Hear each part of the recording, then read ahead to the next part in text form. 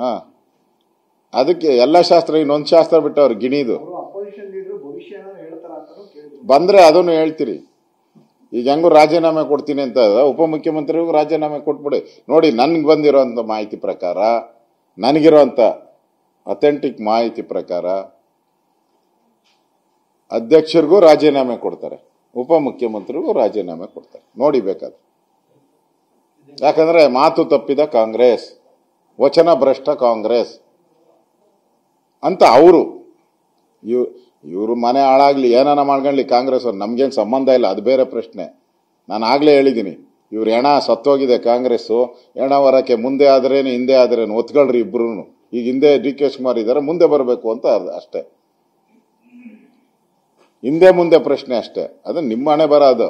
ಆದ್ರೆ ರಾಜ್ಯದಲ್ಲಿ ನಿಮ್ಮ ಈ ಮುಂದೆ ಹೊರೋದಕ್ಕೂ ಹಿಂದೆ ಹೆಣ ಹೊರೋದಕ್ಕೂ ಗಲಾಟೆಯಿಂದ ರಾಜ್ಯದ ಅಭಿವೃದ್ಧಿ ಕುಂಠಿತ ಆಗಿದೆ.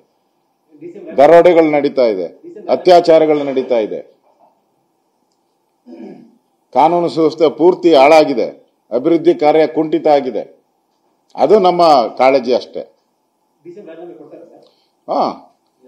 ನನ್ನ ಹೇಳಿದಾರಲ್ಲ, ಅಧ್ಯಕ್ಷ ಸ್ಥಾನಕ್ಕೆ ಕೊಡ್ತೀನಿ ಅಂತ. ಇನ್ನೊಂದು ಕಾಂಗ್ರೆಸ್ ಮೀಟಿಂಗ್ ಅಲ್ಲಿ ಇನ್ನೊಂದು ಸರಿ ಹೇಳ್ತಾರೆ, ನಾನು ಉಪಮುಖ್ಯಮಂತ್ರಿ ಸ್ಥಾನಕ್ಕೂ ಕೊಡ್ತೀನಿ ಅಂತ.